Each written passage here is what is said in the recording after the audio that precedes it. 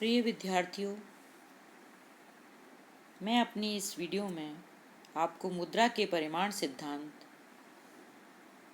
के कैम्ब्रिज दृष्टिकोण या इसको नकद बकाया दृष्टिकोण भी कहते हैं, इसके बारे में विस्तार से बताऊंगी।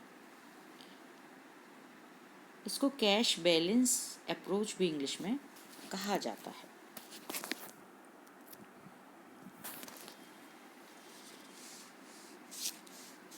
यह दृष्टिकोण कई सारे अर्थशास्त्रियों ने मिलकर दी, इसलिए इसको कैम्ब्रिज विचारधारा भी कहते हैं। कैम्ब्रिज विचारधारा का समर्थन मार्शल, पीगू, रॉबर्टसन व जे.एम. कीन्स ने किया था। इस विचारधारा में मुद्रा की मांग पर अधिक बल दिया गया है कि लोग अपनी आवश्यकता की पूर्ति के लिए मुद्रा की मांग किया करते हैं। इस विचारधारा में मुद्रा की मांग व पूर्ति को समय के एक विशिष्ट बिंदु पर देखा जाता है, जबकि हमने पहले पढ़ा था फिशर के दृष्टिकोण में इसको एक समयावधि के रूप में विचार किया जाता था। दूसरे शब्दों में हम कह सकते हैं कि कैम्ब्रिज विचारधारा में मुद्रा एक स्टॉक होती है, ना कि एक प्रवाह। फिशर के अनुसार मुद्रा एक विनिमय का माध्यम है, जबकि कैम्ब्रिज विचारधारा के अनुसार लोग अपनी आय का कुछ भाग नकद के रूप में अवश्य रखते हैं। इस प्रकार ये मुद्रा के मूल्य के संग्रह पर जोर देते हैं। इनके अनुसार मुद्रा की मांग लोगों की तरलता पसंदगी पर निर्भर करती है, लेकिन कैम्ब्रिज दृष्टिकोण में तरलता पसंदगी के उद्देश्य से सट्टे के प्रयोजन को शामिल नहीं किया गया है। इस प्रकार कैम्ब्रिज विचारधारा में मुद्रा की मांग मुद्रा को रखने की मांग ही मानी गई है। इस पर सौदों के लिए मुद्रा की मांग के अलावा व्यक्ति के पास धन की मात्रा, ब्याज की दर, भावी घटनाओं की प्रत्याशाएं आदि का भी प्रभाव पड़ता है। इस प्रकार हम देखते हैं कि कैम्ब्रिज विचारधारा में मुद्रा की मांग शब्द को अधिक व्यापक रूप में देखा गया है। मुद्रा की मांग मुद्रा की वह राशि होती है जिसे लोग अपने पास रखना चाहते हैं, want to hold। इसे वास्तविक आय के किसी अंश के रूप में व्यक्त किया जाता है।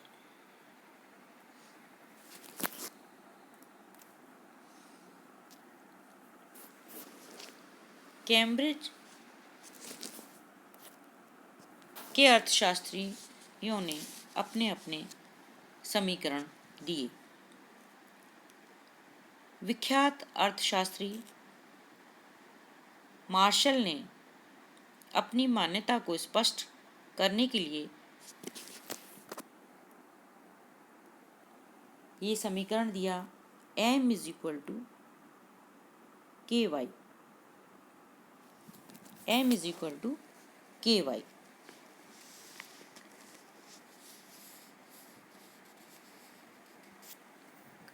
यहाँ M कुल चलन मुद्रा,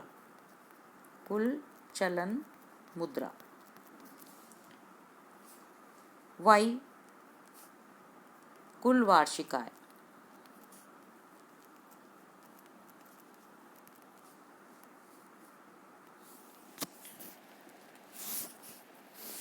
ए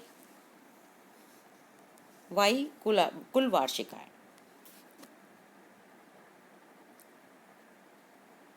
इन्होंने के वाई के साथ बाद में के डैश ए को भी जोड़ा, जहाँ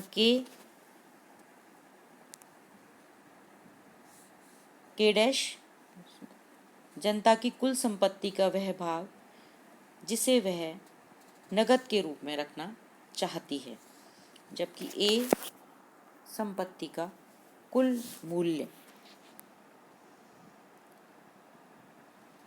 बाद में मार्शल ने इसको के डैश ए को अपने समीकरण में से निकाल दिया, जिससे उनका समीकरण सरल होकर m = ky हो गया। दूसरा रॉबर्टसन का समीकरण। रॉबर्टसन ने नगद कोष समीकरण को इस प्रकार प्रकट किया, P = m/kt, या ये मैं लिखना भूल गई हूँ, m = pkt, m = pkt। यहाँ PMT की परिभाषाएं फिशर के समीकरण के अनुसार मान ली हैं और के मार्शल के समीकरण से लिया गया है।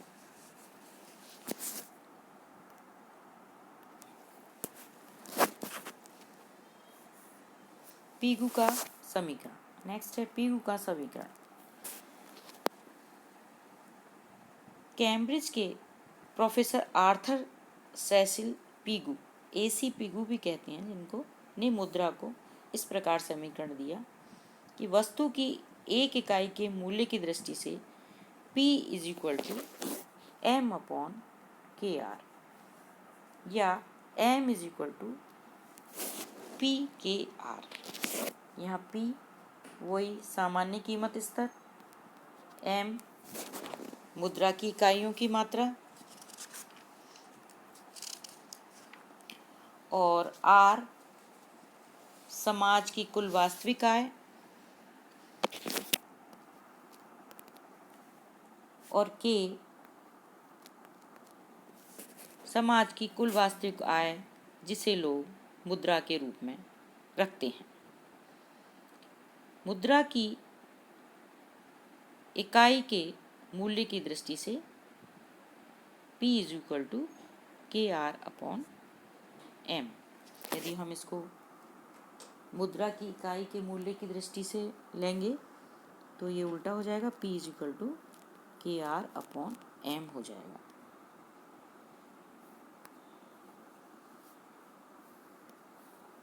इस प्रकार यहाँ m कुल मुद्रा है,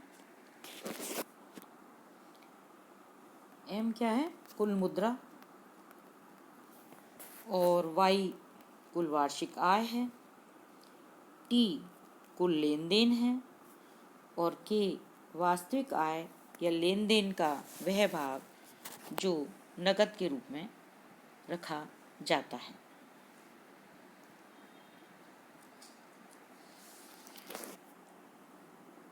अब हम कीन्स का समीकरण देखेंगे। कीन्स के समीकरण में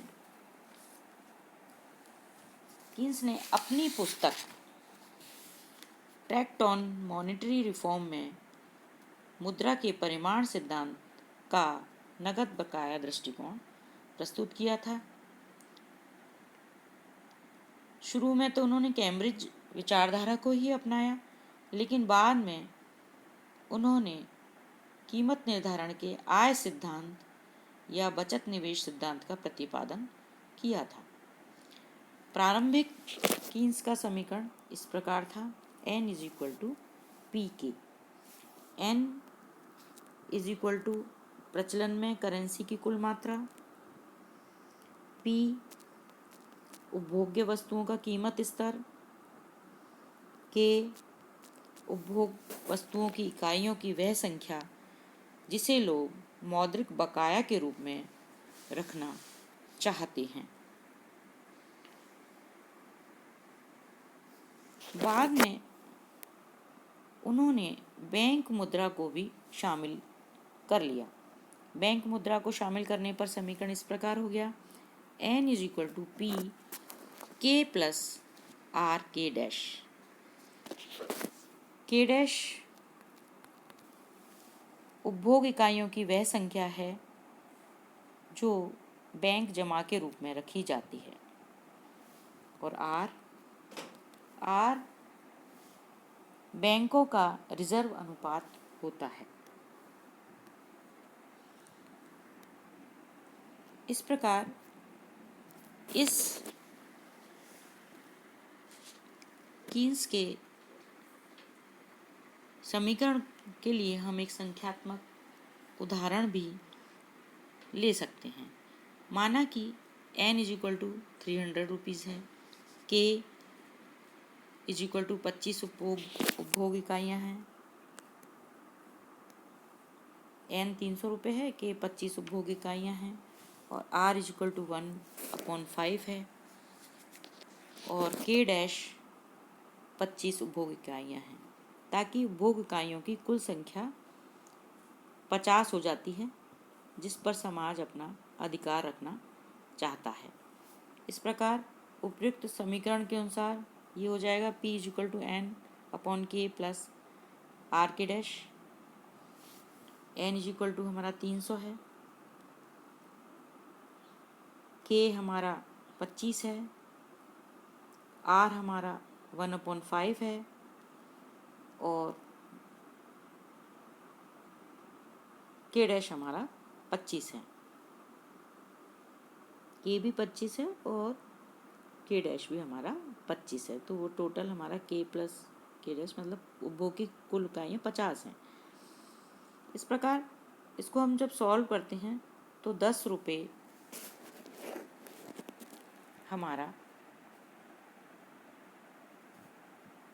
कीमत आती है।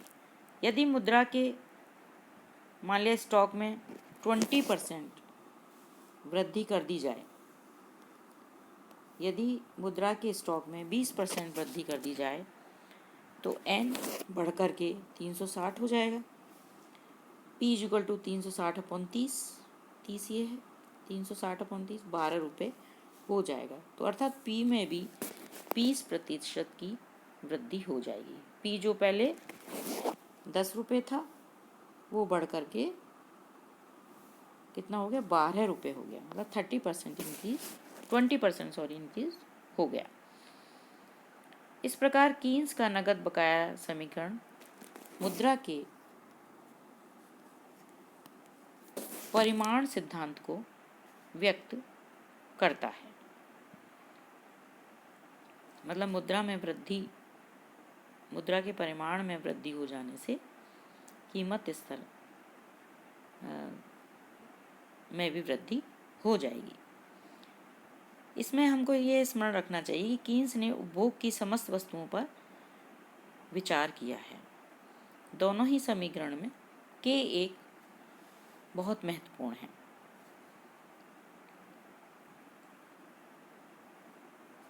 कीन्स ने आगे चलकर अपनी सुप्रसिद्ध जो रचना थी उनकी, general theory of employment, interest and money, जो कि 1936 में उन्होंने प्रकाशित हुई थी, उसमें मुद्रा के परिमाण सिद्धांत का फिर से निर्माण किया था। कैम्ब्रिज दृष्टिकोण में परिमाण सिद्धांत की मान्यताएं हैं। k को स्थिर माना गया है। जैसे सौदों के दृष्टिकोण में मुद्रा के प्रचलन वेग v को स्थिर माना गया था, इसलिए इसमें k को भी स्थिर माना जाता है। दूसरा, मुद्रा की पूर्ति बाहर से दी हुई मानी गई है, जिसे केंद्रीय बैंक निश्चित करती है। ये मॉडल के बाहर से दी हुई राशि होती है। नंबर 3, पूर्ण रोजगार की मान्यता। प्रमाण सिद्धांत का यह स्वरूप भी पूर्ण रोजगार की मान्यता पर आधारित है। और चौथा, जो हमने कीन्स में पढ़ा था, कीन्स के समीकरण में उपभोग वस्तुओं की इकाइयाँ ली जाती हैं, जबकि पीगू, ये पीगू है, पीगू के अनुसार कुल वास्तविक आय ली जाती है।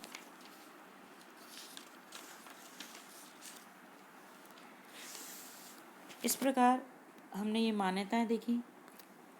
इसकी कुछ आलोचनाएं भी हैं। कैम्ब्रिज समीकरण की